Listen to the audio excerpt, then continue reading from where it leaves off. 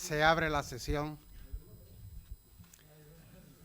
Excelentísimo señor presidente de honor de esta Real Academia de Ciencias, Artes y Letras, ilustrísimos señores académicos, dignísimas autoridades civiles y educativas de nuestra ciudad, teniente de alcaldesa, concejal de turismo, proyección turística y gestión medioambiental, representantes de las entidades benefactoras de esta Real Academia, Fundación Cajasol, Fundación La Caixa, Williams & Humbert, amigos de la Academia, señoras y señores, queridos amigos. El pasado día 27 de septiembre de 2095 nació el que fuera académico de esta Real Academia, el ilustrísimo señor don Antonio Molina Gallardo, persona culta y polifacética, ya que cultivó diferentes actividades culturales, destacando su finura poética, letrista de canciones de éxito, comediógrafo, fotógrafo, entre otras. Ciertamente, la vigencia de su legado y la profunda huella que ha dejado en la cultura jerezana justifican sobradamente este merecido recuerdo. Para iniciar el turno de intervenciones, cedo a continuación la palabra al ilustrísimo señor don José Marín Carmona, académico de número de esta Real Academia. Tiene la palabra. Desde aquí, señor presidente, sí. Desde allí. Desde ahí mismo. ¿Desde aquí? Perfectamente. Bueno, después de este saludo ejecutado por el presidente actual de esta corporación, ilustre corporación, el saludo al que fue presidente durante, un taco de años, y ¿cuántos? 25. Una edad muy bonita, 25. ¿Quién lo cogiera? Bueno, y a mi compañero también de estrado hoy, José Luis Zarzana, que tocará un tema que para mí es quizá el tema más abundoso en información que el que yo pueda ofrecerles a ustedes, referido al teatro, porque José Luis va a tratar de las hermandades de la poesía de Antonio, pero vinculado muy especialmente, como él estuvo siempre, con las hermandades jerezanas. Yo quiero, amigas, amigos todos, señor representante del excelentísimo ayuntamiento de nuestra ciudad, don Antonio, me alegro de saludarte. A mis queridos gallardos que están aquí, a los que son y a los que se han sumado. En este caso, una de ellas, ¿hay más? Dímelo tú, si no por aquí. ¿Sí? Ah, vale. Perdón. Bueno, no nos habían presentado, entonces yo me he dado. De cualquier manera, lo que quiero comentarles a ustedes es uno de los capítulos en los que yo, de alguna manera, intervine colaborando con nuestro siempre recordado, querido, entrañable, homenajeado Antonio Gallardo Molina, que allá donde esté, debajo del manto de una de las vírgenes que él piropeó en tantas ocasiones, nos proteja y nos dé larga vida para seguir cumpliendo con el deber y la razón sencilla y el cariño para hablar de Antonio Gallardo Molina. Bien, yo quiero contarles algunos aspectos de la parcela que Antonio tocó, que fue la del teatro, con la que yo estuve más vinculado. Algunas de las obras no fueron muchas, la verdad. Recuerdo que una de ellas se titulaba Noche de Luna Nueva y se representó en la hoy Pescadería Vieja, entonces Academia de San Dionisio. Y allí estuvieron, voy a decir sus nombres porque no quiero que nadie se vaya a enfadar. Vamos a ver, estuvieron en esa función interpretando Nena Estrade, Elia González de Aguilar, Katy Ramírez, Manolo Román, Nono Vázquez, Germán Merino y Goyo Gutiérrez, que descansa en paz. Buena gente, Goyo. Bueno, esta función, la noche de Luna Nueva, fue una especie de drama vinculado a una familia. Era una obra de celos, de envidias, de muerte, en fin, como una de las series que nos ponen ahora en la televisión española. Lo que pasa es que él se adelantó y tuvo su reconocimiento en la entonces Academia de San Dionisio, la sede de ella. Bien, pero mi vinculación, aun cuando yo dirigí ese espectáculo, sin embargo no intervine en él como actor físico, sí como director, que por lo tanto tengo menos conexión como intérprete que pude tener y que debí tener con el público. El público fue un monólogo que escribió don Antonio y que me ofreció y que yo pues atendí su petición y lo hice. Lo estrenamos en la sala de la Caja de Ahorros de Jerez, en la Plaza de las Marinas. Después estuve con él, con el espectáculo. Era un espectáculo único, porque era yo solo el que salía al escenario, era un monólogo. En la línea, esa era una sala también de la propia Caja de Ahorros. Como anécdota les digo de este recital, monólogo, función teatral, que era un hombre que hablaba de sus cosas, de ayer, de hoy, de mañana, de su familia, de sus hijos. Al respecto, lo del tema hijos se mantuvo. Había que mantener una especie de diálogo con el público que quisiera participar, pero había que invitarlo para que participara. Y yo vi a una señora que estaba sentada en la primera fila, y yo sabía que no tenía hijos, porque la conocía y la conozco afortunadamente. Perdóname, Mercedes, por lo que pude hacer en aquel momento y quiero repetir ahora. Pero empecé a dialogar con ella sobre el trabajo de los hijos. Y venga con los hijos, y para arriba y para abajo, y los estudios, y lo de aquí y lo de allá, y más o menos, el dinero, todo esto. Y la señora me miraba con una cara de extrañeza tremenda. Pero si este tío tonto sabe que yo no tengo hijos, ¿por qué me viene a contar toda esta historia? Pero bueno, se la conté, pasamos el charco y me fui a la línea. Allí se ofreció también este espectáculo y se acabó. Ya no hubo más representación del público. Pero quizás haya sido lo más exitoso escrito para interpretar que salió de la pluma de don Antonio Gallardo Molina, que es El Anuncio. No es una obra tradicional, es un diálogo que hicimos mi mujer, Milagros, y yo. Bueno, que lo hicimos también allí arriba, en la Plaza de las Marinas, también en la Academia, y del que quiero decirles algunas frases.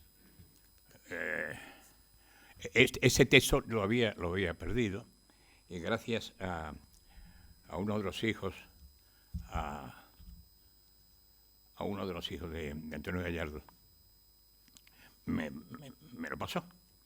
Lo dedicó y él lo anunciaba así: El Anuncio, entretenimiento en 2 actos y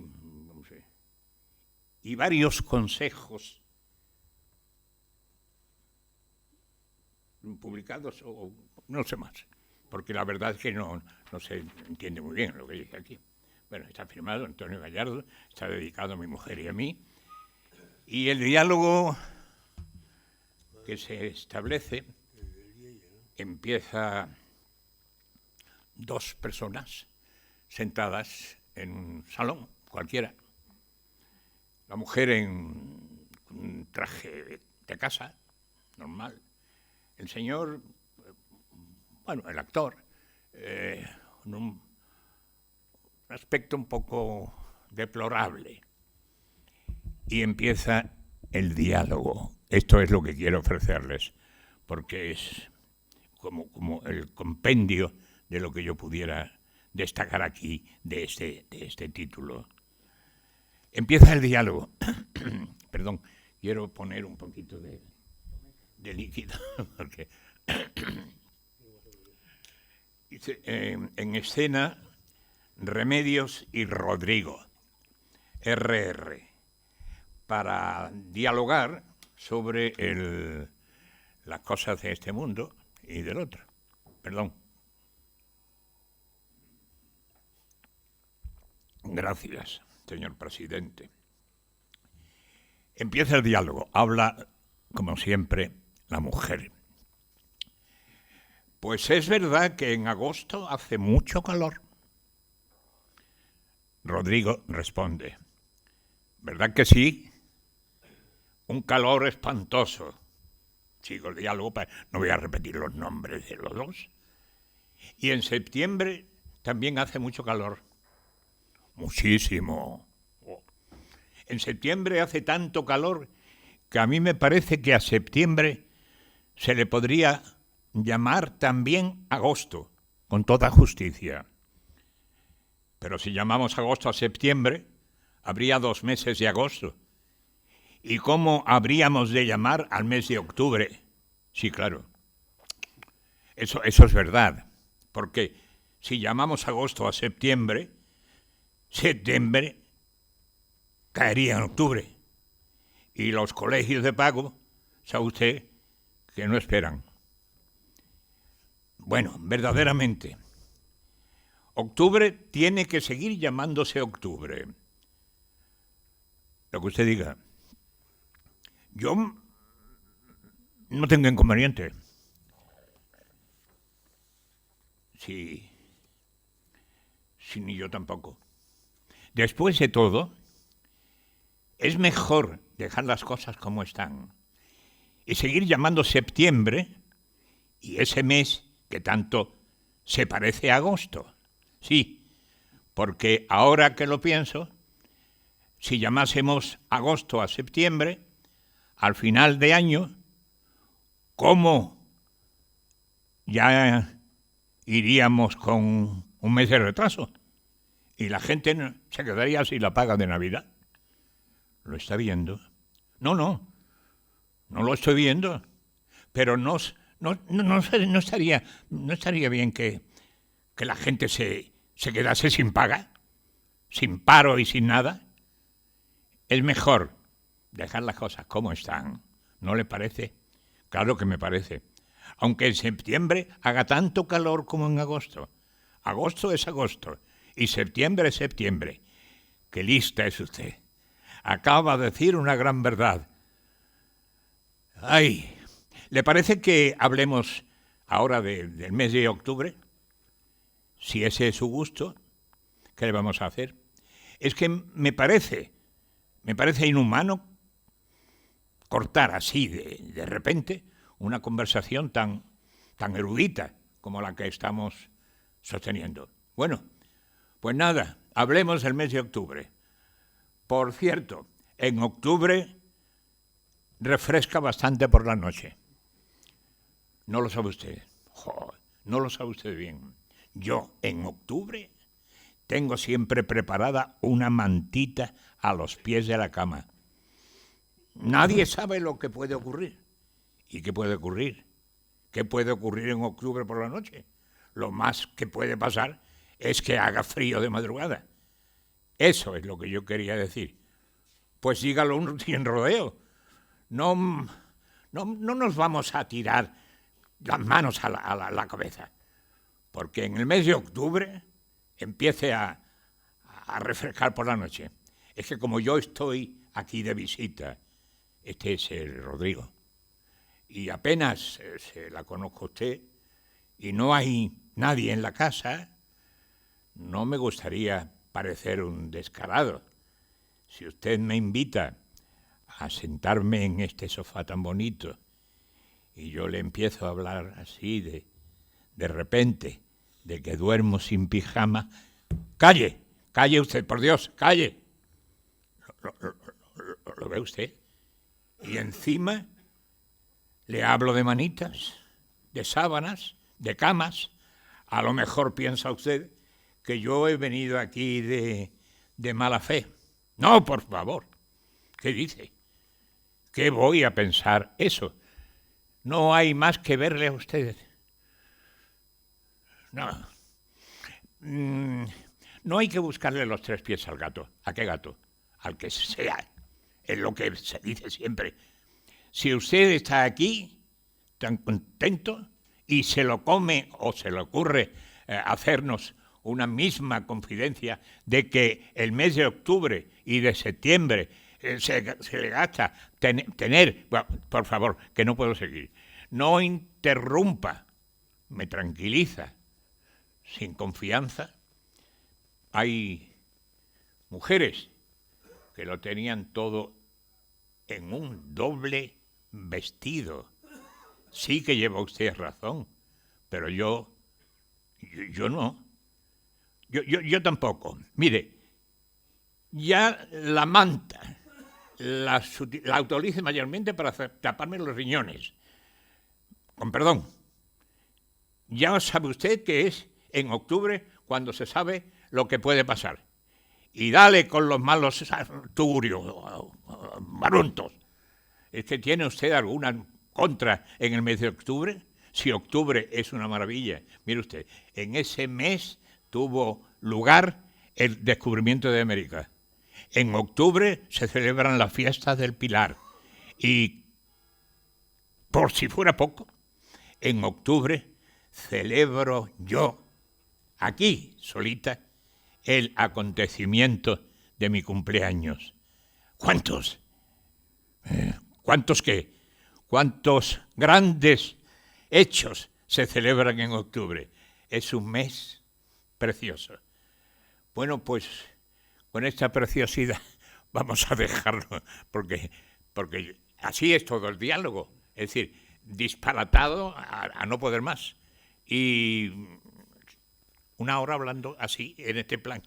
La verdad es que si no se le daba un poquito de algo, pues aquello no tenía mucha historia.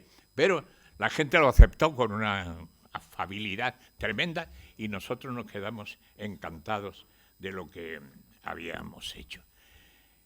Después estrenó, bueno, no llegó a estrenar, escribió otra obra que era 2 para 3 o algo así, pero esa obra no llegó a estrenarse. Lo que la verdad es que lo sentimos, pero que mucho, porque podíamos haber hecho algo, no sé. Mire, como estamos hablando del teatro, yo quiero cerrar también mi intervención, no quiero prolongarla demasiado, pero hay algo que sí, como está vinculado al mundo del teatro, sí quiero leerles una carta que escribió don Antonio Gallardo Molina, titulada Carta de amor. Eso me recuerda a una función de teatro que vi, la presencié, y se titulaba así, Cartas de amor. Eran 2 personajes hablando solos, leyendo toda su historia desde que eran adolescentes hasta que ya estaban en la senectud. Entonces, esta carta de amor dice así: adorada señorita Smith, usted debe saber que desde que la conocí no he dejado ni un solo momento de pensar en usted. Tanto es así que nunca he estudiado una carrera ni he fundado una empresa. Porque pensando siempre en usted, no piensa uno en nada ni en nadie más. Y así he llegado a pobre y viejo, siempre repitiendo, señorita Smith, señorita Smith. La primera vez que me fijé en usted fue en las carreras, esas de caballos, que tenían más fama que las de Sanlúcar, y más sombreros que el carnaval de Cádiz. Corría además de los caballos el año en que se clavó una espina en la garganta la reina madre de Inglaterra y de la reina Isabel, machaconamente, reinante. Ese año se llamó para mí el año de las espinas, porque en septiembre mi tía Lola se asfixió con una espina de bacalao con tomate. Mi madre se pinchó un dedo abriendo una breca. Y usted, señorita Smith, clavó en mi corazón el estandarte de su belleza irrepetible. Perdone usted un momento que están llamando a la puerta. Querida señorita Smith. No, es que ha llamado, es el mono del señor Anderson, que ha aprendido a llamar a todos los vecinos y de 7 barrios y nos tiene como locos. Como iba contando a usted, mis fragmentos, mis fulgurantes viajes a Londres, siempre he tenido la suerte de verla a usted, aunque jamás me he atrevido a decirle, tiene usted los ojos más grandes que los pies. Piropo español que usted no entenderá porque ni usted sabe español, ni yo paso de DM de las películas. La última vez que la vi, estaba usted jugando un partido de tenis con un joven guapo y esbelto, que tenía un jersey blanco y una raqueta con la que le devolvía a usted la pelota que usted le enviaba con una raquetita. Y le he visto comprando marrón glacé en una tienda marrón y muy fría. Señorita Smith, vayamos al toro. Me siento un mono de los Sanfermines al declararle lo siguiente. Estoy enamorado de usted desde que la vi tosiendo en la consulta del doctor Parkinson. Tosía usted también. Desde la primera tos me dije, esa tos será mía. Y no ha sido mía, ni usted tampoco. Y como el tiempo pasa, que es una barbaridad, y yo he cumplido mis 70 años y usted está cumpliendo su condena, le ofrezco a través de esta carta mi ferviente deseo de que unamos nuestras vidas en santo matrimonio. El príncipe Carlos, sin ir más lejos, se ha casado con Camila, la señora que tiene más arrugas en la cara que una nagua escocesa, de esas que usa el príncipe. Piénselo y decídase. Es la mejor ocasión de mi vida.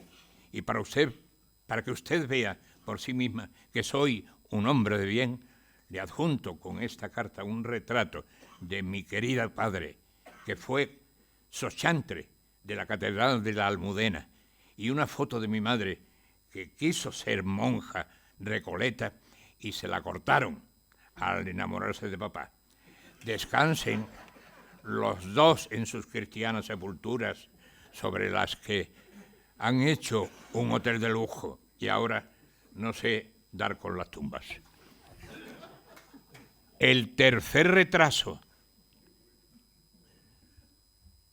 que le envío, retrato, me lo hicieron en Carabanchel, cuando robé una moto de uno del séquito del caudillo, aprovechando la oportunidad de una meada de tras un árbol por parte del pobre muchacho.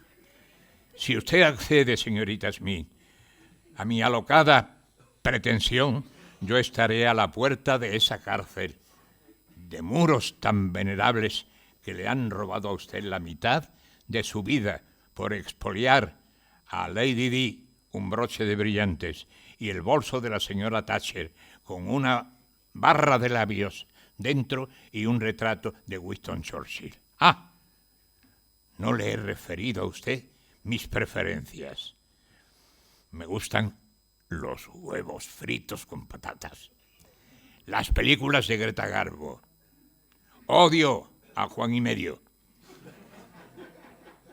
y a Enrique VIII, que lo separó a ustedes miserablemente del catolicismo. Y me molesta que Zapatero y Rajoy bajen tantos sus invisibles termómetros durante sus peroratas en el Congreso, que es ese edificio tan bonito con los leones a cada lado de la escalinata, con dos bolas del mundo intentando aprender dónde está Cáceres. No he tenido novia en mi vida. Cierta noche del verano del 51, estando yo en la Castellana viendo las estrellas, se me acercó una señorita muy ronca y me dijo que si nos acostábamos juntos me iba a costar 500 pesetas. Y yo le dije que no, que yo dormía en la pensión Carretas por 40 duros, mucho más barata y mucho más cómoda, que son otra persona al lado. En fin, creo que le he escrito todo lo que de mí posiblemente una persona pueda interesarse y sobre todo interesarle a usted. Si responde a esta carta, me consideraré el hombre más afortunado del mundo. Claro, y si usted no me escribe, yo, que soy muy considerado, tendré en cuenta que es posible que usted no sepa escribir con la mano izquierda, si es zurda o una derecha si es diestra. Usted sabe que estaré en la puerta de su impresionante prisión, con una bandera española y 2 paraguas, uno para mí y otro para el taxista que me lleve, y que la esperaré siempre hasta el día de su juicio, queriendo beber de sus labios el dulce néctar de su boca de mora. Siempre suyo, Antonio Vargas Iberia. Así termina.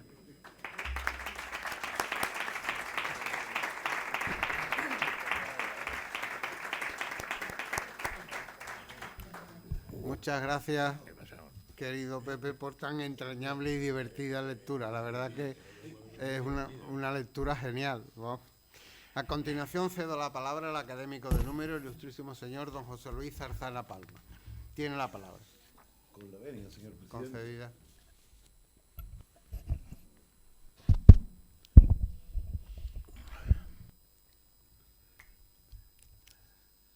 Me acomete en el día de hoy un triple sentimiento.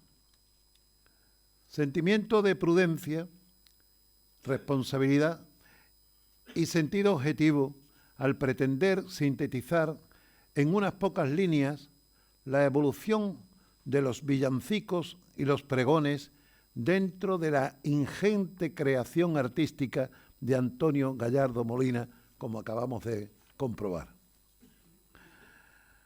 Prudencia, porque no quiero que mi manifiesto cariño al autor haga sombra a los criterios concretos y profundamente rigurosos que nos convocan en este acto académico. Responsabilidad, porque al mencionar el nombre de Antonio Gallardo, estamos, sin ningún género de dudas, evocando al intelectual más completo y prolífico del siglo XX en Jerez.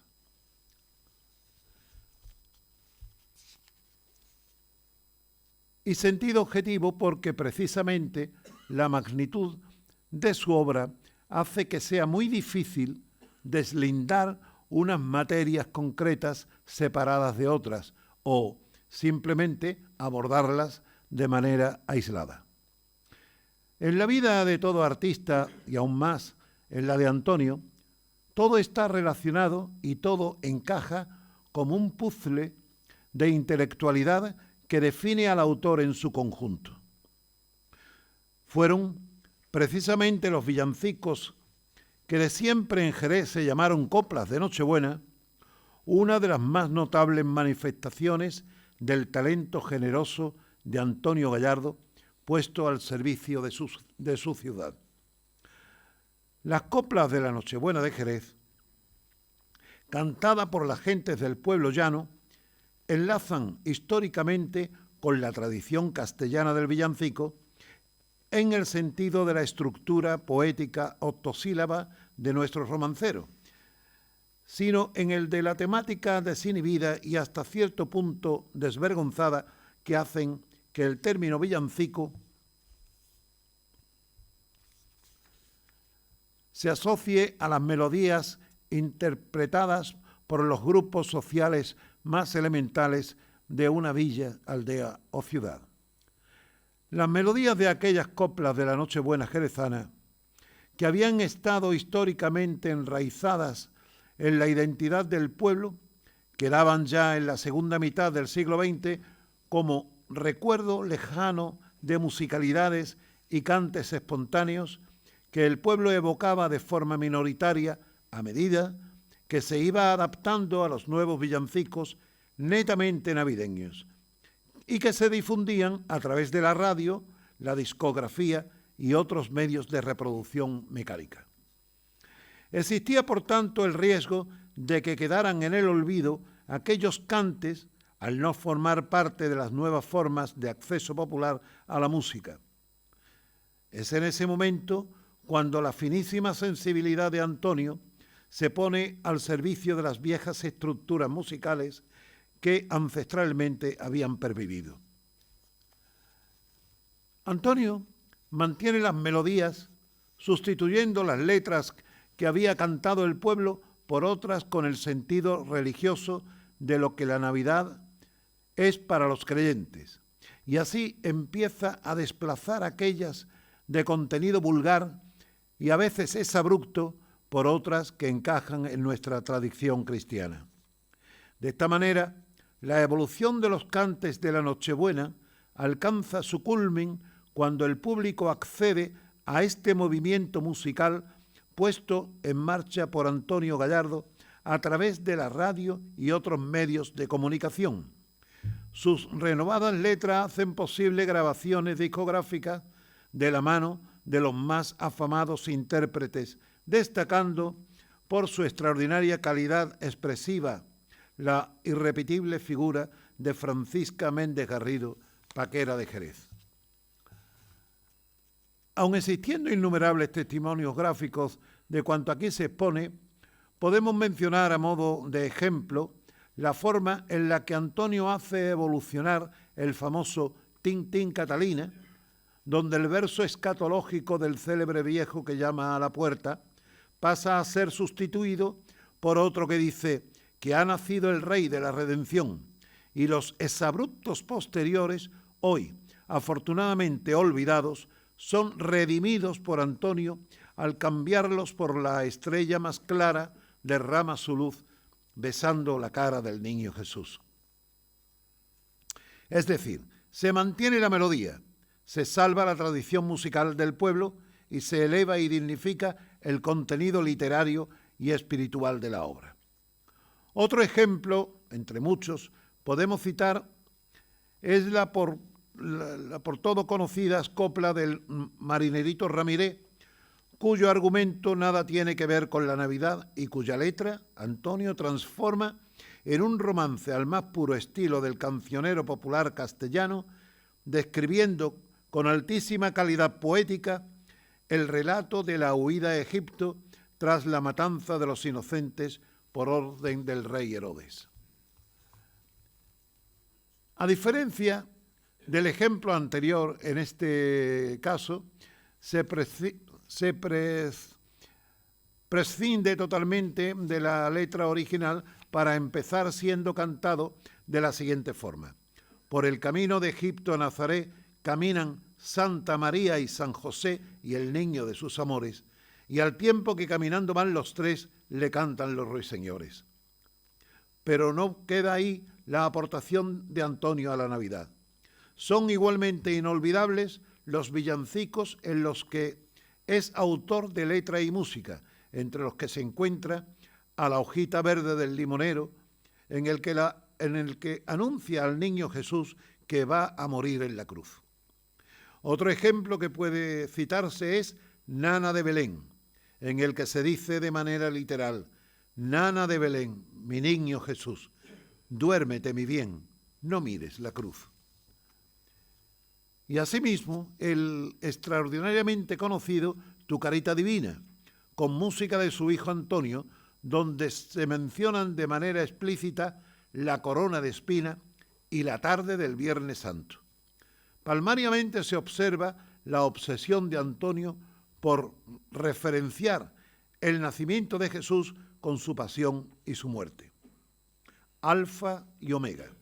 Antítesis poética como recurso literario magistralmente llevado al caso, que dan buena cuenta de la perfecta simbiosis del autor al fusionar su excelente calidad literaria con su profunda espiritualidad religiosa. Pero si bien es cierto que la aportación a la Navidad de Antonio es extremadamente brillante a la luz de los ejemplos anteriores, aún lo es más en el musical navideño de Nueva York a Jerez, dramatización teatral única en toda España. El único musical navideño que existe en España. En esta obra, los diálogos, la música y hasta los personajes representan los estereotipos populares de una familia de artistas flamencos que se encuentran abandonados en dicha ciudad norteamericana al llegar las vísperas de la Navidad.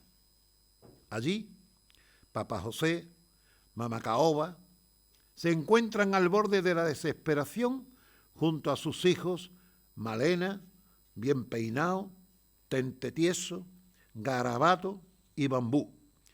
La trama se desarrolla intercalando números musicales de villancicos expresamente expuestos y compuestos para dicha obra, que acentúan la ansiedad, la nostalgia y la necesidad existencial de volver a Jerez por Navidad.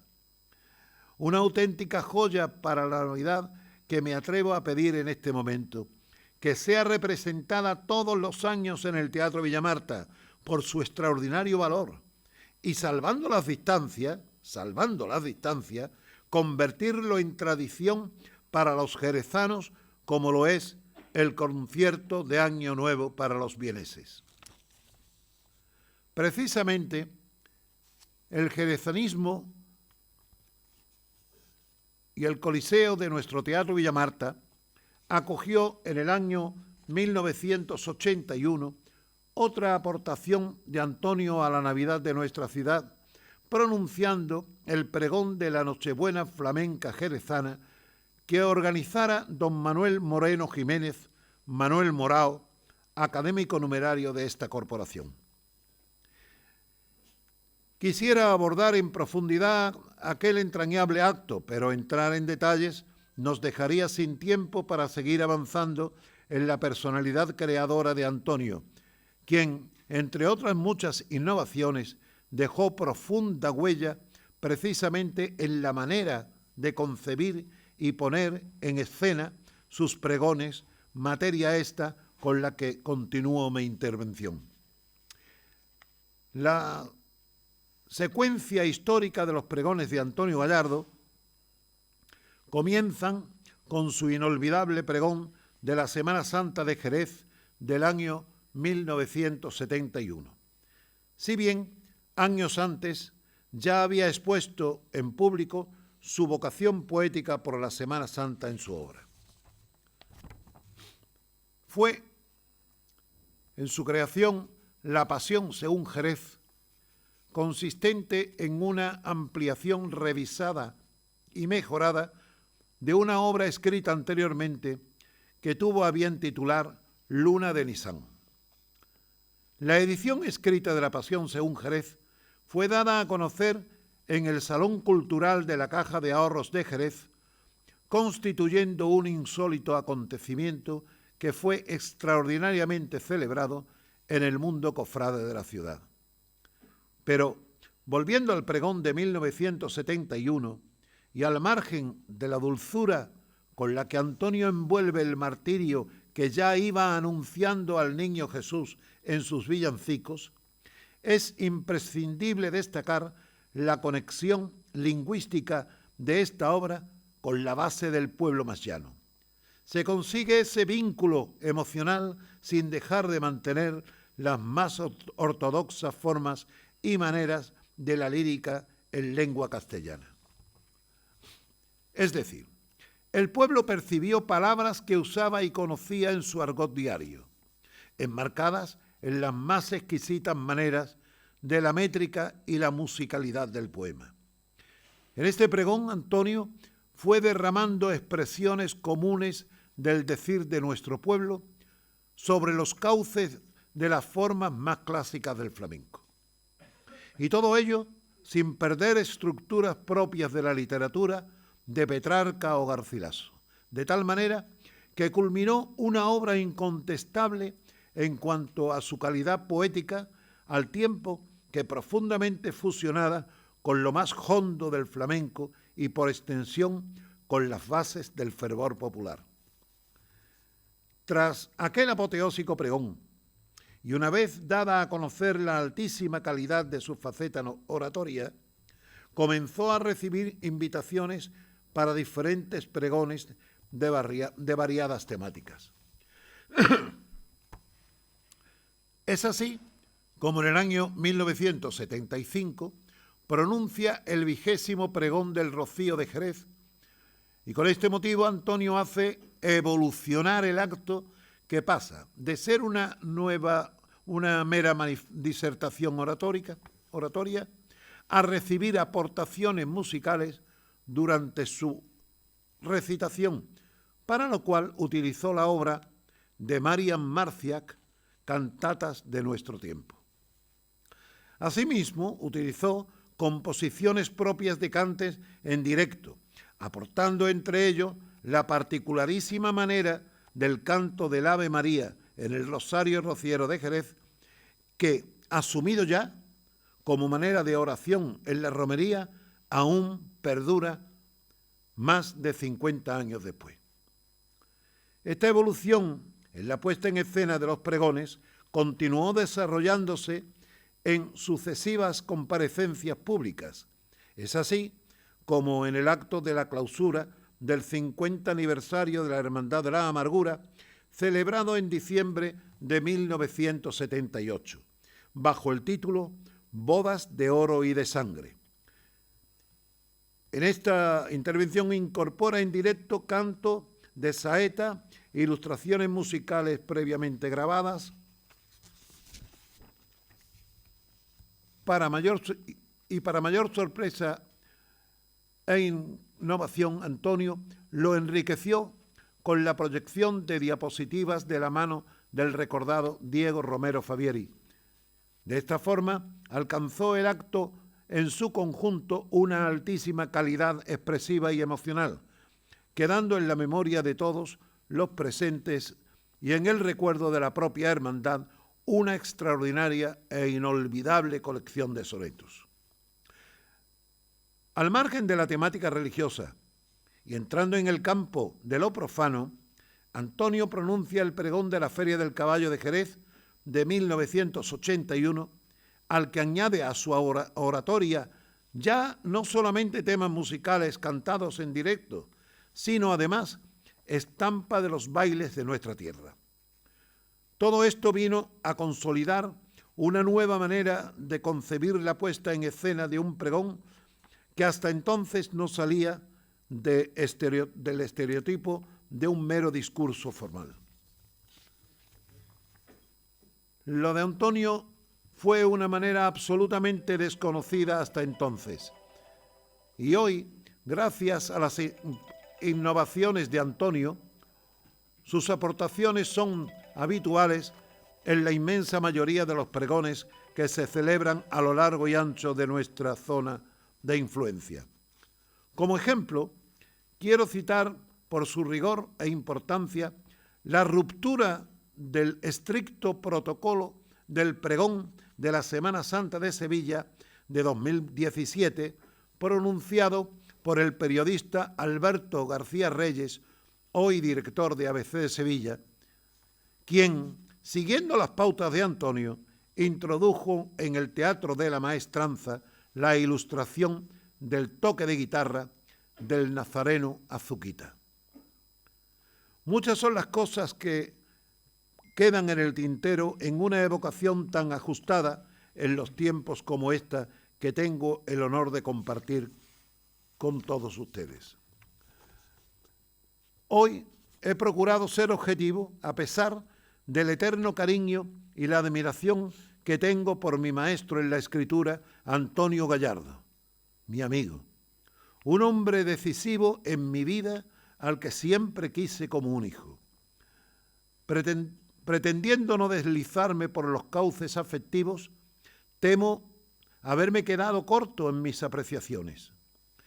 Pero si alguien duda de mis palabras, que consulte la obra de Antonio Gallardo Molina. Más allá de mis limitadas palabras, su obra hablará para siempre y por sí sola, porque Antonio sigue vivo en cada una de sus estrofas. Léanlo, disfrútenlo y descubran ustedes mismos cuanto aquí he querido exponer. He dicho.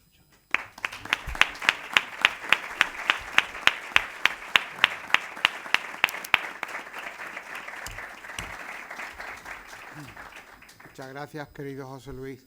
Sabemos del mutuo cariño que os profesaba y ciertamente ha quedado admirablemente plasmado en tu intervención. Para cerrar el turno de intervenciones, cedo a continuación la palabra al excelentísimo señor presidente de honor de esta Real Academia, don Francisco Fernández García Figuera. Pásame el vaso, coño, con un poquito de agua aquí.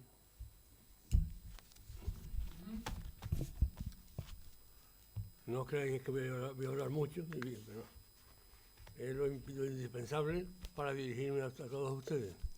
Eso se ve bien. Bueno.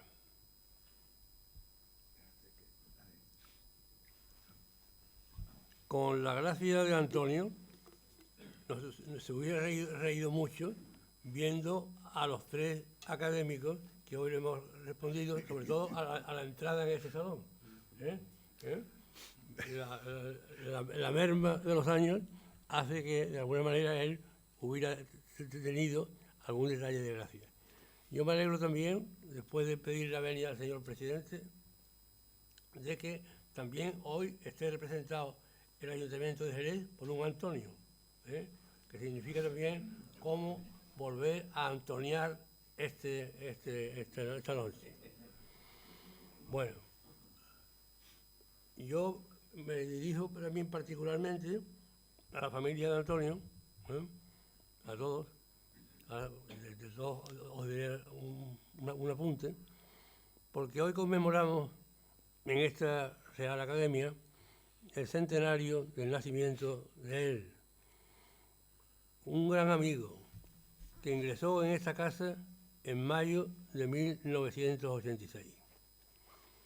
Hacía un año que había sido yo nombrado presidente de esta academia y enseguida quise traer a los representantes de la cultura popular de Jerez, y Manuel Jiménez Moreno, Manolo Morao y Antonio Gallardo Molina, eximio poeta.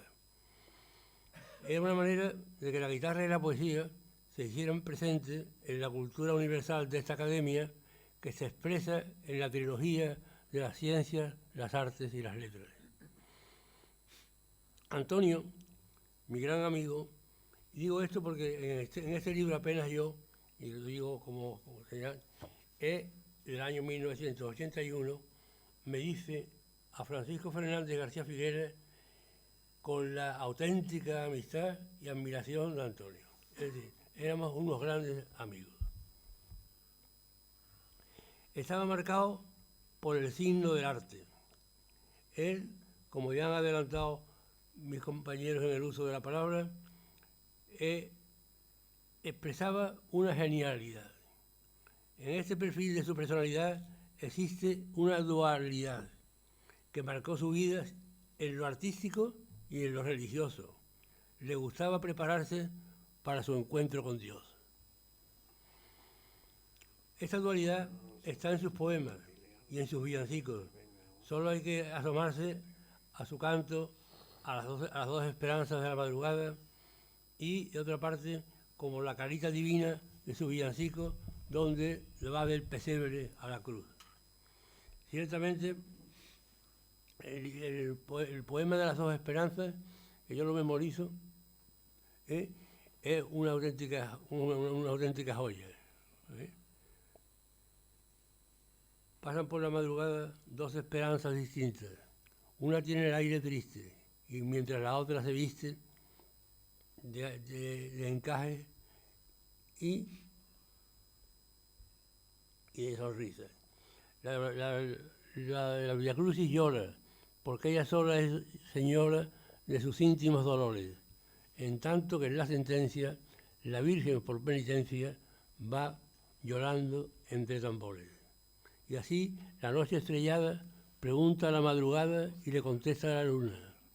Esas dos reinas que has visto son, por ser madres de Cristo, dos esperanzas en una. Un precioso poema que yo lo memorizo y muchas veces me sirve casi de oración cuando me acuerdo de rezar a la Virgen. Su vida familiar fue todo un ejemplo. Tanto como padre de 6 hijos, con una esposa, Rosario Quiroz Carrasco, no sé si decirle Rosa o decirle Charo, porque así están dedicados sus libros de Florilegio, y también este apenas yo. Y yo creo que Rosario, la entrañable Rosario, fue el pilar que sostuvo la vida de Antonio Gallardo. Era la persona siempre presente en su vida.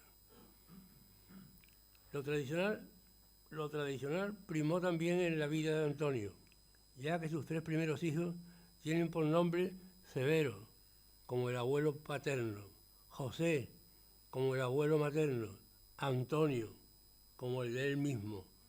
Pero todo ello es tocados por la varita, todos están tocados por la varita del arte, bien en la música como en la poesía. Después también no puedo olvidar a su hija Milagrosa, que fue la que lo sostuvo a Antonio, él conviviendo con él en los últimos días de su enfermedad hasta su muerte. Hoy traemos aquí a Antonio Gallardo porque desde 1986 participó en la vida de esta academia, por ejemplo, en los innumerables días de la poesía, en las revistas Semana Santa de Jerez, que la Hermandad del Santo Crucifijo también nos traía cada año, traído de la mano de Luis Cruz de Sola. Contestando también al discurso de ingreso de aquel amigo nuestro, entrañable amigo también, que ha fallecido, José Ramón Fernández Lira, que nos deleitó con aquel discurso sobre San Miguel, templo y museo. En casa de Antonio reinaba la libertad, lo repito, la libertad. Todos los amigos de sus hijos tenían en casa de Antonio su casa propia. Allí iban todos a parar y estaban, como digo, como casa propia. Y allí también entraban cantidad de artistas. Ya se han citado, por ejemplo, el caso de la Paquera. Y en todos estos amigos de sus hijos, yo creo que son los que trajeron a aquella casa el gusanillo del arte. Incluso su hijo Bosco, que está aquí con nosotros, siempre, y que es, por cierto, conservador del Museo de Sevilla, siempre me dijo que tenían la libertad como bandera. Severo, el padre de Antonio, era empresario de la Plaza de Toros. Antonio me contaba las colas que se formaban en la Plaza de Abasto, las carnicerías que tenían en la Plaza de Abasto, después de las corridas de toros en Jerez. También en la calle Aguilar abrió Antonio una escuela que en un principio llamó Academia Andaluza Antonio Gallardo de cante, toque y baile. Allí mismo montó un estudio fotográfico bajo el nombre de Doans, donde me contaba anécdotas graciosas de niños feos que se querían hacer una foto, de madres que protestaban, de madres que protestaban porque a su niña no era tan fea como la había puesto en la foto, sino que y Antonio le decía, pues siga usted con ella en su casa mirándola todos los días, y así se evita ya este mal trago. Bueno, pues la Academia de Eduard, también aquí aparece un poco la gracia y Antonio se fue a confirmar. Y el obispo que lo confirmó, cuando lo estaba confirmando, le puso de nombre Octavio. Octavio, se reía con eso, ¿no? Pero él no se olvidó de Octavio. Y cuando montó el estudio fotográfico, Octavio, de A de Antonio, y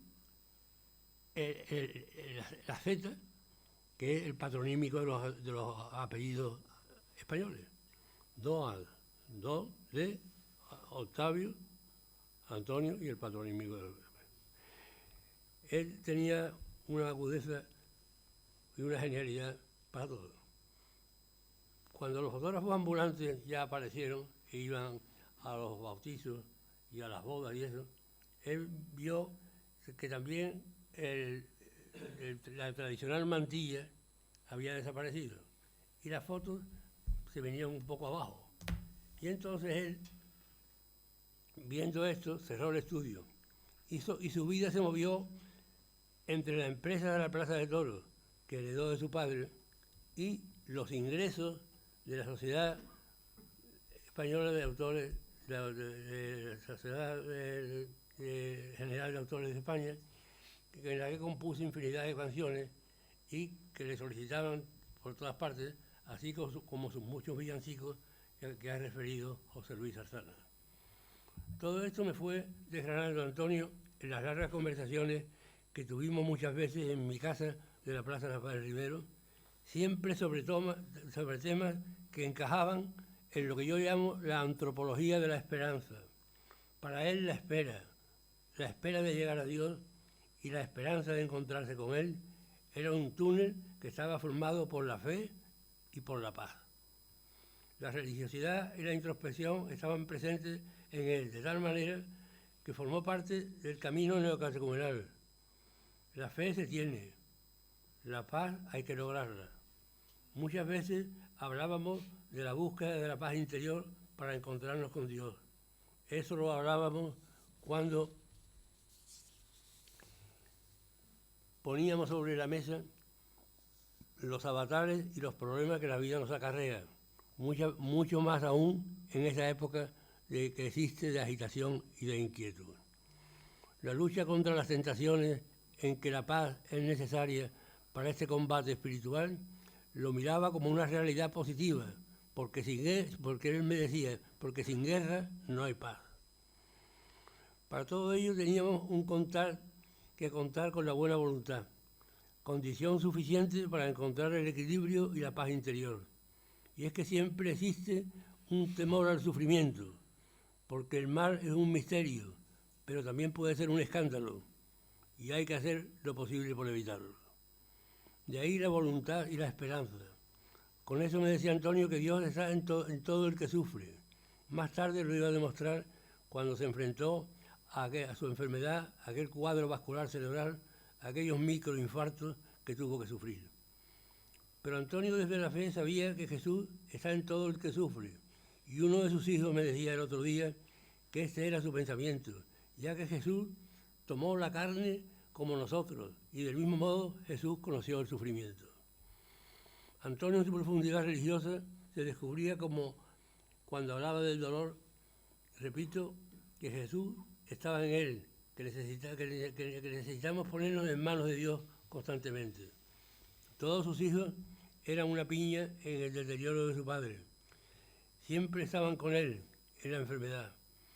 Como verán ustedes, se nota que hace años que nos conocíamos, que teníamos una empatía y un profundo afecto. Que ahora cuando termino en este recordatorio de sus 100 años, como si de un procesional se tratase, quiero recordar aquellos versos que él me prestó para cerrar mi pregón de la Semana Santa de 1968. 3 años más tarde yo lo presentaría en Villamarta en el suyo. Digo que cerró sobre la Semana Santa de 1968 agarrado al palio de la piedad de Santiago, y que decía así: tú, como la caracola, por gitana y por bendita, te duelen ya de bonita los candelabros de cola. Así, con esta misma belleza y esperanza, llegaste, Antonio, a cumplir tu sueño. Y aquí termino. Antonio, siempre su sueño fue llegar el día de encontrarse cara a cara con Dios.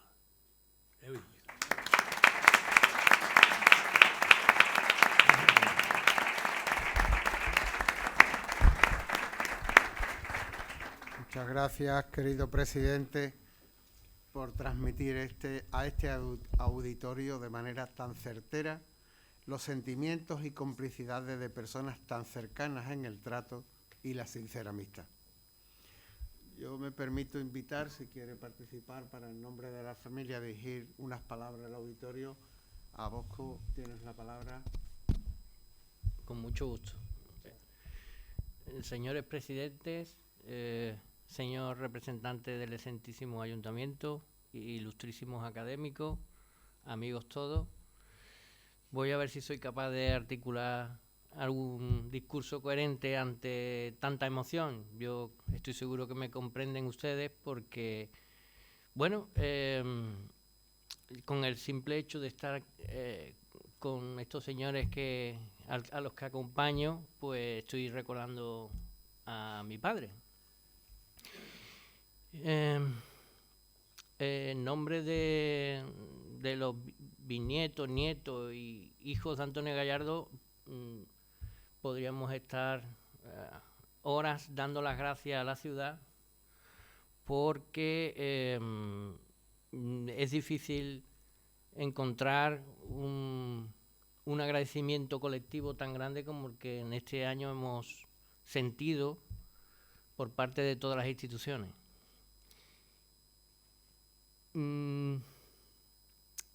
Las intervenciones de los ilustrísimos señores han sido totalmente certeras y cercanas. Decir Pepe Marín es decir teatro de mi padre. Pacote, perdón por la cercanía, pero así era como lo veía yo en mi casa. Bueno, él lo ha dicho, un amigo y con una paciencia también infinita, porque papá también era una persona complicada, como todas las personas con un carácter de genio, ¿no? Bueno, y a José Luis, ¿qué le digo? Si él era como su hermano y también hermano nuestro, yo no sé qué calificativo puede resumir la figura de José Luis en nuestra familia. Yo a su hijo una vez me equivoqué y le puse en el móvil José Antonio Gallardo, y digo, Guillo, ¿qué te he puesto Gallardo? Y me dice, no, déjalo, si está bien. Y así sigue en el móvil. Y también quisiera deciros que la felicidad tan grande que sentimos toda la familia, el orgullo tan inmenso, porque resulta que mi padre es hijo predilecto de una de las ciudades que yo creo, sinceramente, si prescindimos las grandes metrópolis de la historia como Roma, París, entenderme, con mayor peso cultural del mundo, me refiero a Jerez. Simplemente el hecho de ser, en cuanto al flamenco, yo qué sé, si empezamos también a nombrar cantaores, el flamenco no existiría sin Jerez. Pero además de ello, ¿qué decimos del vino? Si es que es el mejor vino del mundo. Si es que Shakespeare ya escribió sobre él Lo que pasa es que somos muchas veces los españoles muy tontos y no somos conscientes de la riqueza que tenemos. Y luego, pues, también podríamos hablar de los caballos. Pero no solo eso, sino...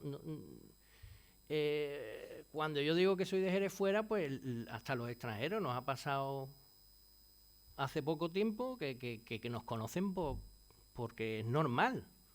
Entonces, si resulta que nuestro padre o nuestro abuelo es una persona clave de la cultura de la ciudad, capaz de representar la cultura popular, pero a la vez con unos matices de intelectualidad, porque su pensamiento era, lo que ha leído Pepe de la señorita Smith, es un humor europeo, inteligente, culto.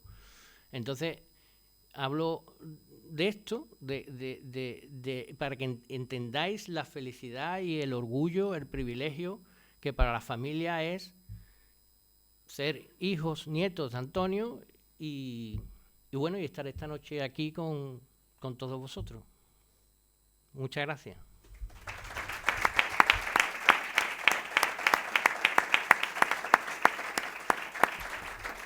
Pues para finalizar esta importante sesión, quiero agradecer la presencia de todas las autoridades que nos acompañan, a los excelentísimos e ilustrísimos señores académicos, a los benefactores y amigos de la Academia y particularmente a todos los miembros de la familia Gallardo. Y a todos también los que nos honran con su presencia, emplazándoles para el próximo martes, día 24 del presente mes de febrero, para asistir a la toma de posesión como académico correspondiente de esta Real Academia del ilustrísimo señor don Francisco Javier Gómez Vallecillo, doctor en Derecho por la Universidad de Cádiz, profesor de la Universidad Europea de Madrid y cuyo discurso de ingreso lleva como título La elocuencia del silencio. La presentación del nuevo académico correspondiente estará a cargo del académico de número doctor don Antonio Millán Garrido, catedrático emérito de Derecho Mercantil de la Universidad de Cádiz. Y sin más consideraciones, se levanta la sesión. Muchísimas gracias a todos.